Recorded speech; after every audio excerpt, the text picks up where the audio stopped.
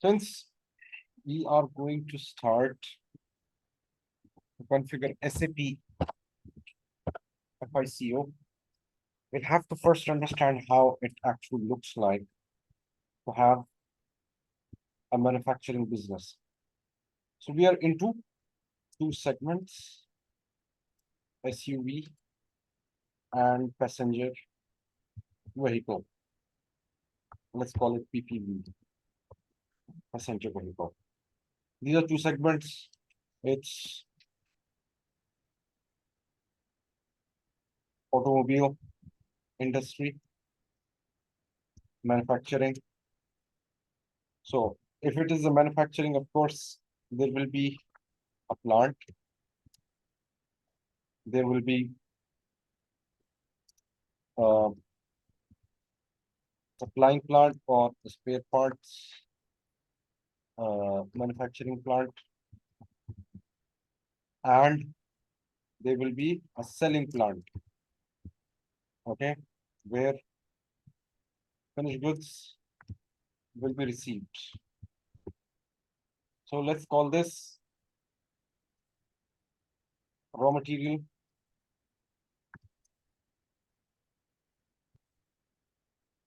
goods purchasing plant, and this is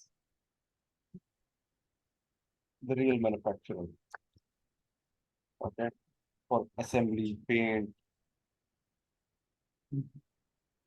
and spare parts. Okay, but we'll create not one, two, or three. We'll create 3, 4, 5, 6, and 7 plants. Okay. Reason being because we will be creating SAP structures, and for that we have to have a bit complex structure. Okay. Now, since we are going to be selling automobile in two segments, so our finished product will be finished goods product will be SUV and PPV. And since we are going to manufacture, so ours will be product costing by sales order, by order. Okay. That means whenever there is a demand, we create a sales order that will qualify into a production order. Okay. And it will be discrete manufacturing. Okay. Now, what is discrete manufacturing?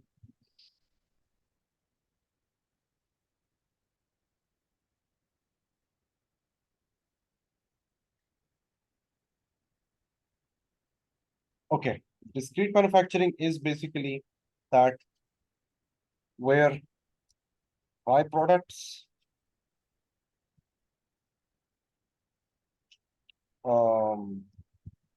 auxiliary parts, assembly can be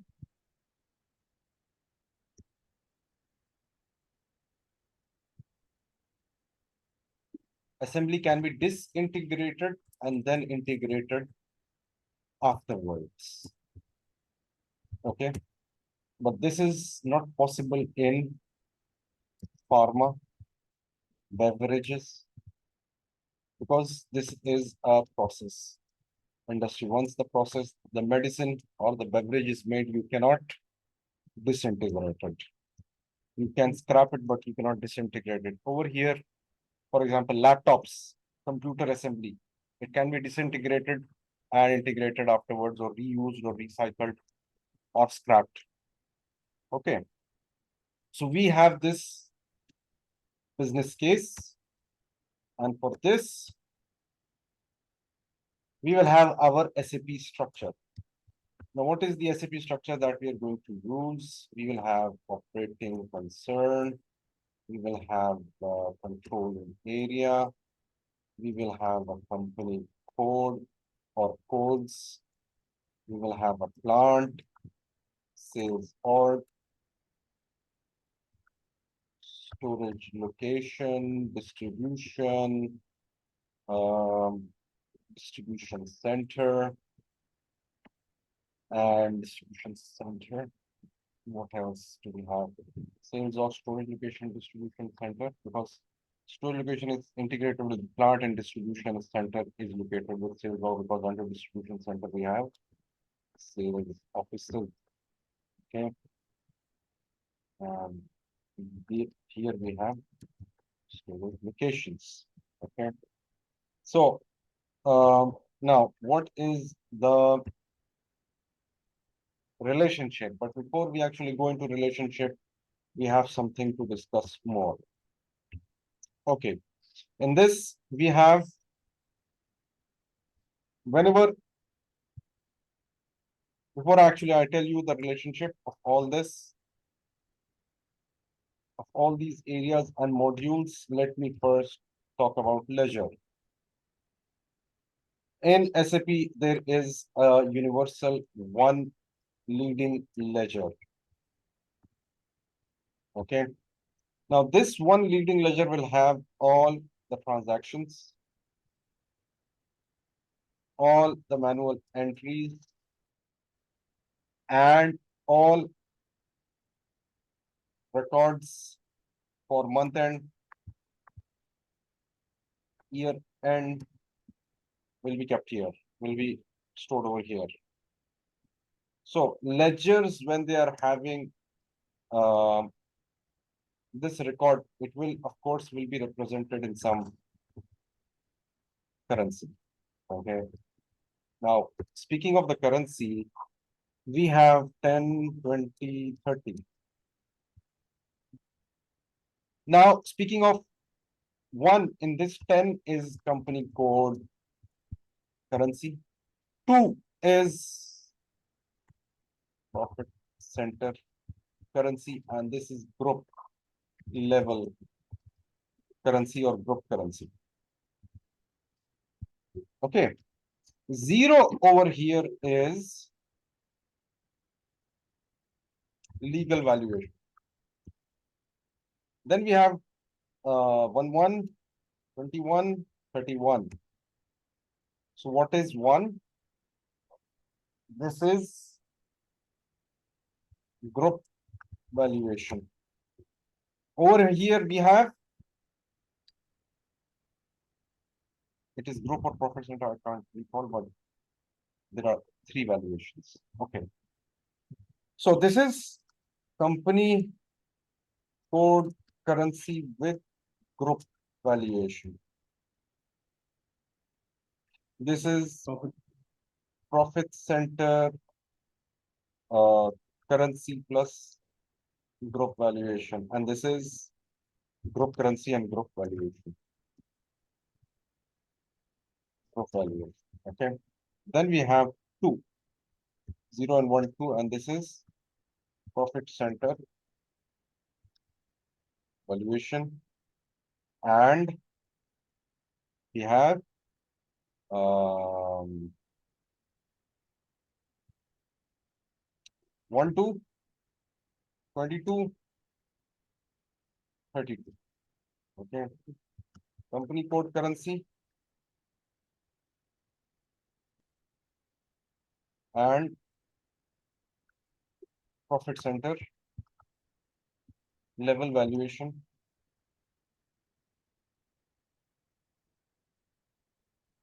This is profit center currency plus profit center valuation, and this is group currency plus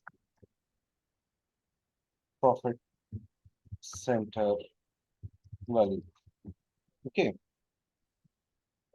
So why do we need this? Because, for example, company is US based. It's a group level company, multinational like Amazon. Okay, they have offices all around the world. They have manufacturing units in, let's say, Philippines. They have distribution center in Dubai. Okay,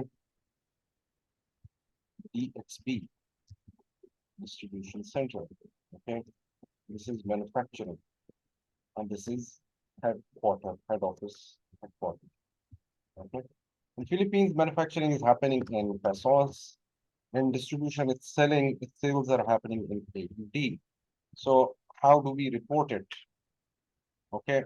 Now in SAP, we can also, because this is manufacturing,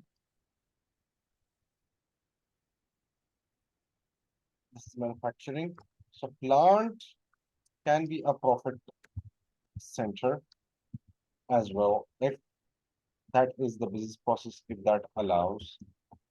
Okay. And head office can also be a plant. It can be a profit center, but this is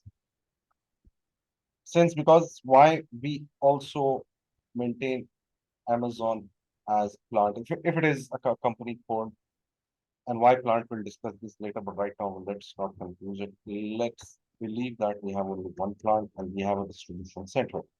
But since we have different currencies, the grand total of the quarter of the year will be different due to foreign currency valuations plus taxation requirements plus adjustments plus etc. Many things. Okay. So why do we need different valuations? Legal valuation is for legal requirements.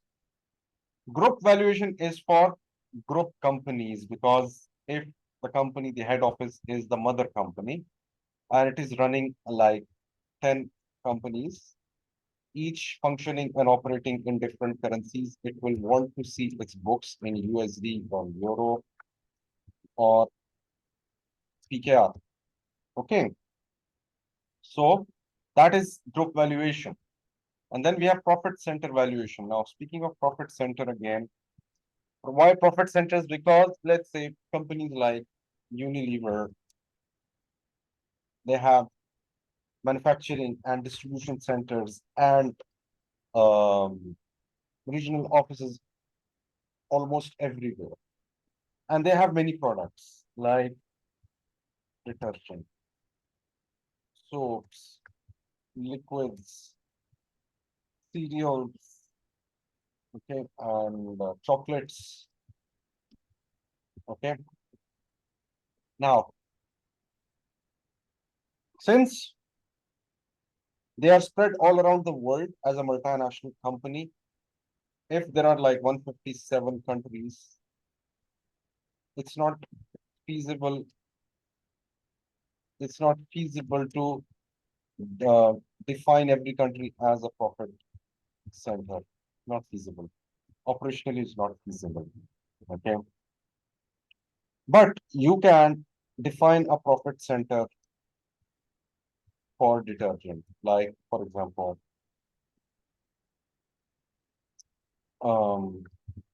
Unidater is your uh, profit center. And this is being sold in 100 plus countries. And same goes for soaps.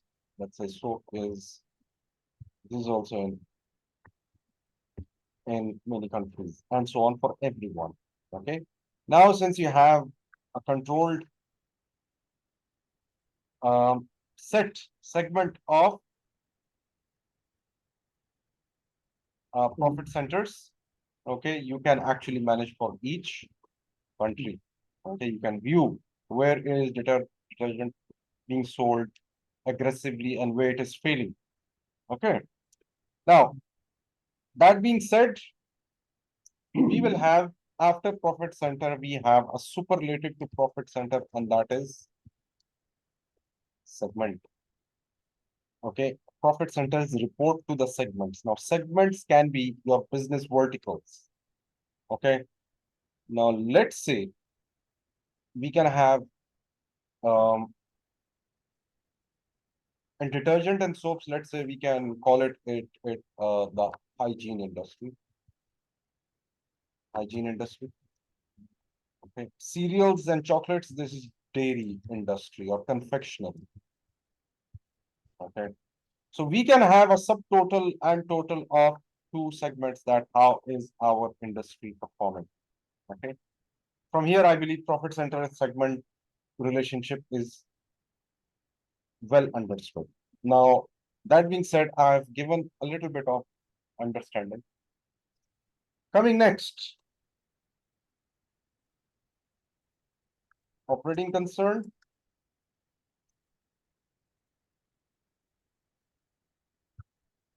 Controlling area,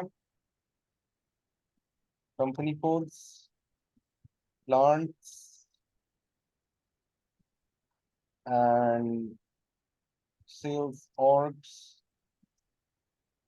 purchase orgs. Now, what is operating concern? Operating concern is nothing but mother company. That is one definition. Plus, operating concern is your reporting queue. By queue, I mean 3D queue. And by 3D, I mean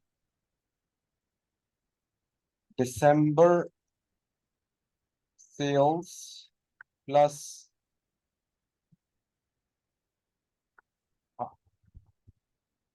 hygiene industry for Finland with freight cost, manufacturing cost,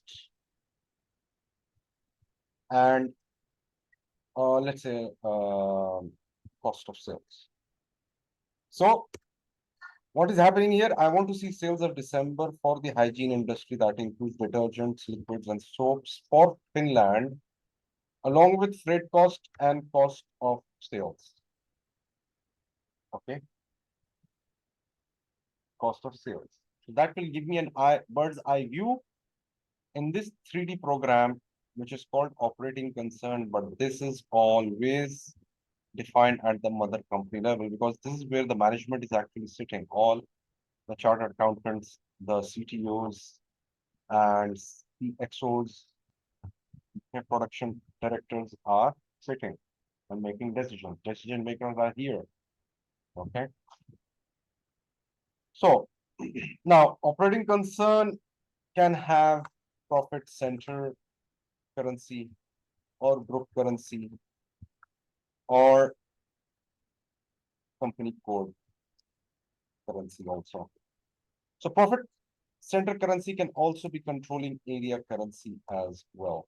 Okay, but I will not actually write it here.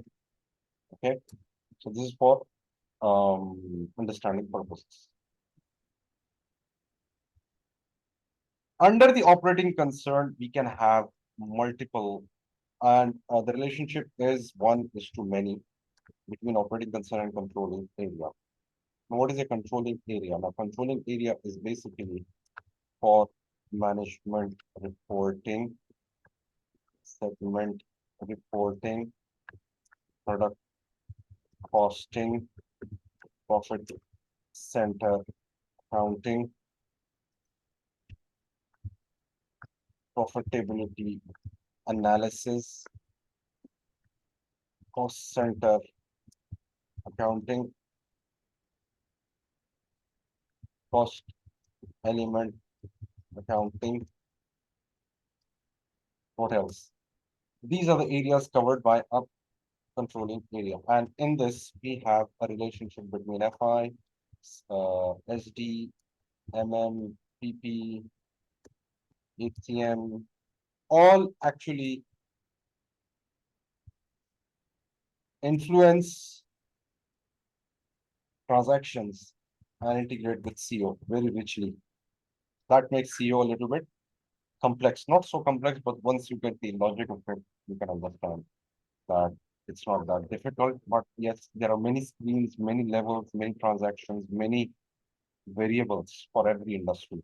Okay, so controlling area and company code, which is superlative, controlling area is superlative. Why? Because this is 1:many again. Why? One controlling area can have multiple company codes. For example, detergent is being made for South Asia. Okay. So there is a plant in Sharjah, which is taking care of South Asia production. Okay. And two companies are handling the operations. One is in Pakistan, other one is in Sri Lanka. Okay. So controlling area for this one will have company codes for Pakistan, Sri Lanka, and India. Let's say we have not two, but three companies. Okay, three companies. Okay. Now, controlling area will be managing all the operations of these three company codes, and controlling area will have its own currency. Pakistan will have PK, Sri Lanka will have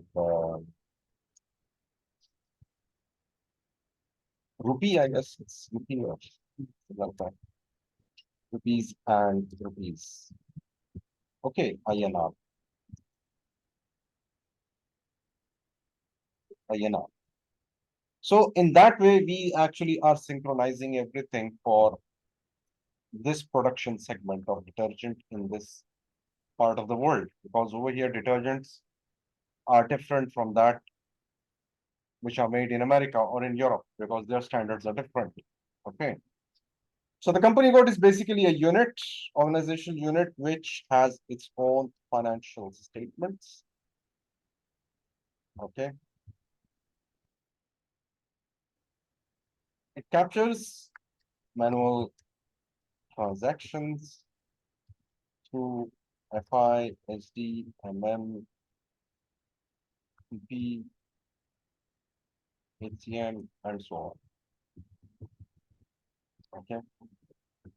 The closing is done in FI and at company code level. Closing is done at company code level. Reconciliation is done at company code level. Okay. But there are two contingencies, two conditions, and that are that if a company code has to integrate with controlling area, it should have two conditions, and that are chart of accounts plus fiscal year variant. It cannot be that uh, the South Asian companies are using July to June, and Sharjah is following January to December calendar year, which is company codes are in July to June, and production is following the calendar of the year. That is the calendar year from January to December. This will be a mismatch, and controlling area company codes cannot integrate. So fiscal variant has to be the same. So that's the reason sometimes you need group level valuation as well. Okay. So once these are the same, then of course you can integrate controlling area and company codes. Then comes in plants. Plants are sublet. Company codes are superlative of plants. Okay, that multiple plants can be integrated and reporting to company codes. Multiple plants. Okay, now plants are your valuation area as well. Primary, decided by SAP, and it can be manufacturing area, or it's plain simple. Your company code can be a plant as well without a manufacturing unit. Okay, because plants basically have to procure inventory through MM.